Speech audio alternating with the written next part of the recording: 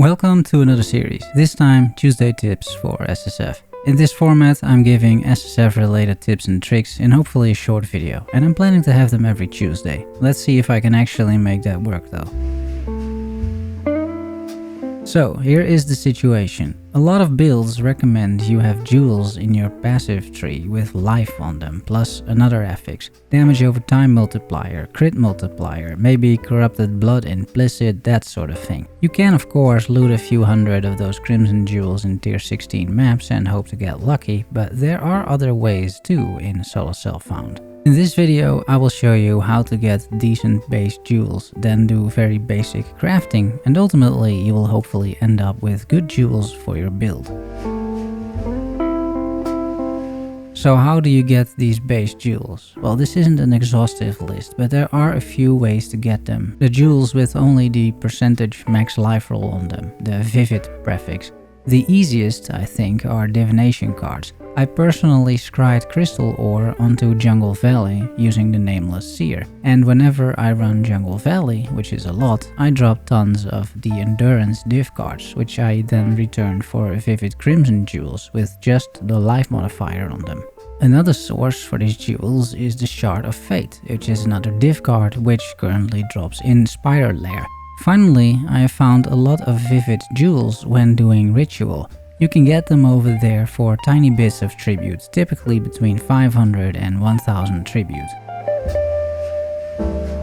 The crafting of these base jewels I'm keeping very simple in Solo Self-Found. What I do, as you can see over here, is save up a bunch of jewels and then do a massive crafting session.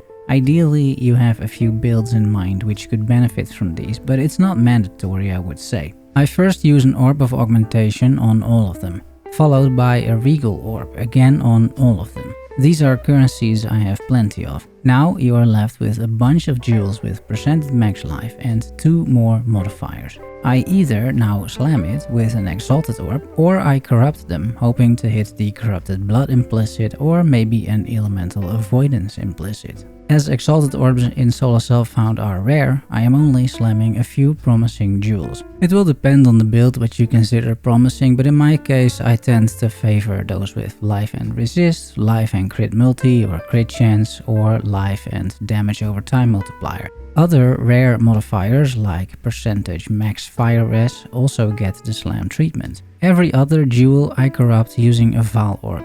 You can either get a rare unique jewel or a good implicit, or it's a complete dud. If you hit the implicit, you end up with a jewel with max life, a good implicit and 2 other affixes, which is still decent for quite a few builds. Those jewels I do find valuable in Solo Self-Found. Of course, you can also spam alterations at any jewel, but I don't find that very fun or efficient. On the other hand, I'm not claiming that this is a better strategy. Finally, one more tip maybe. You can find plenty of corrupted jewels, including the corrupted blood implicits, from the Val Temple map, which is a personal favorite of mine. Let's look at the results. Unfortunately, I didn't get a single corrupted blood implicit in over 60 jewels, but I got a few very nice jewels nonetheless. Jewels with life, resistances, attributes, a decent implicit, and crit chance or crit multi. I'm saving those all in a designated tab in case the next build comes along and wants a few good starting jewels with at least some life on it. I hope you enjoy these little tips and tricks. Don't forget to subscribe and like for more PoE SSF content. Thanks for watching and making it to the end. Love you all. See you next week. Bye bye.